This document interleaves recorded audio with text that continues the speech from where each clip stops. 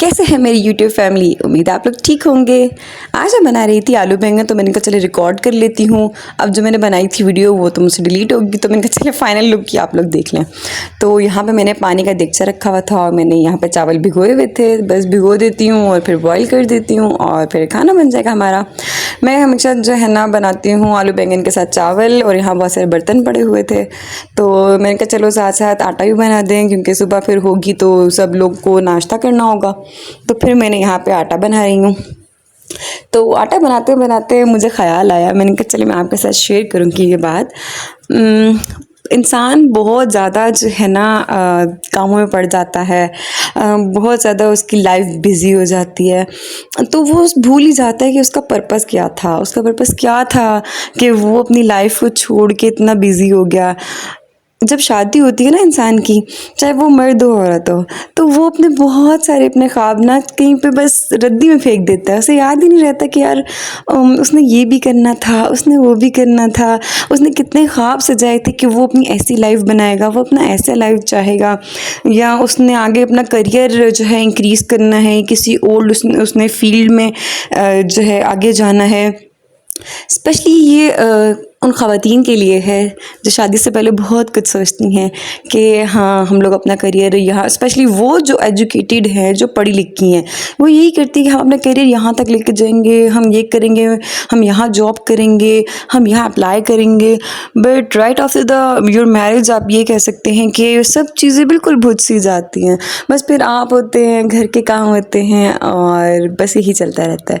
उस सब में कहीं पे मैं स्पेशली उन लेडीज़ की बात कर रही हूँ, नो डाउट ये मर्द हजरात के साथ भी यही होता है कि जब शादी होती है तो इंसान की सारी ख्वाहिशात, सारे जो उसके ड्रीम्स होते हैं वो बिल्कुल वो खुद ही उठा के किसी रद्दी के कोने में फेंक देता है। थोड़ा बहुत हाथ पैर मारता है कि चलो मैं शायद कुछ गेन कर लूँ, साथ साथ अपने ख्वाब भी पूरे होते रहे, साथ साथ मेरी लाइफ भी चलती रहे, साथ साथ सबको खुश भी हम करते रहें, तो लेकिन नहीं कर सकता इंसान। और सबसे ज़्यादा मसला आ जाता है, मसला नहीं कहेंगे हम, ये कहेंगे कि हमें ये मजबूरी होती है, हमें अपने आप को मारना पड़ता है जब हम औलाद वाले हो जाते हैं। तो जो भी ऐसे लोग हैं, आई नो बहुत से ऐसे लोग हैं मेरी तरह जिनके शादी से पहले बहुत सारे ड्रीम्स होंगे, लेकिन अब वो क्या हैं, वो सिर्फ अपनी मैरिज के बाद अपने घर को देख रहे हैं, अपने बच्चों को देख रहे हैं, और ऐसे वो मजबूर हैं कि वो ना चाहते हुए भी कुछ नहीं कर सकते ना। तो उन लोगों को जो मेरी बातें बहुत फ़ील हो रही होंगी, क्योंकि मैं खुद मेरे साथ खुद पे ही बीती भी नहीं, इसलिए मुझे पता है।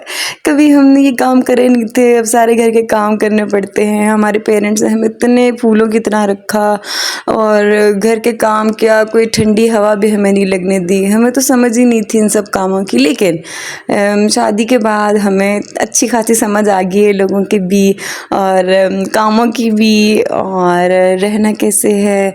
मतलब मुझे लगता है कि इंसान को अगर नहीं जो है ना, अगर कोई ट्यूशन मिली भी ना उसे, नहीं अगर उसकी मदर ने बताया हुआ, तो ख़ुद ब खुद ही इंसान अडॉप्ट कर लेता है। स्पेशली फीमेल्स के अंदर ये एक ना प्रॉपर्टी होती है कि वो जो है ना जिस भी जहाँ जाती है, जिस भी हाल में होती है, वो उस हाल में ढल जाती है, वो उस एनवायरनमेंट में अडॉप्ट कर लेती है उस एनवायरनमेंट को। मेल्स के लिए बहुत मुश्किल होता है, क्योंकि उनको बचपन से ना बस उनको पता होता है कि हम इधर ही हैं, हमने कहीं नहीं जाना, और कोई आएगा तो हमारे लिए बदलेगा। नो डाउट ये रियलिटी भी है, मैं इसको बिल्कुल भी डिनाई नहीं करूँगी। और अगर कोई डिनाई कर रहा है या कोई, तो वो ही होंगे जो भी अनमैरिड हैं, क्योंकि मैरिड लोग मेरी बात पे इत्तेफाक कर रहे होंगे।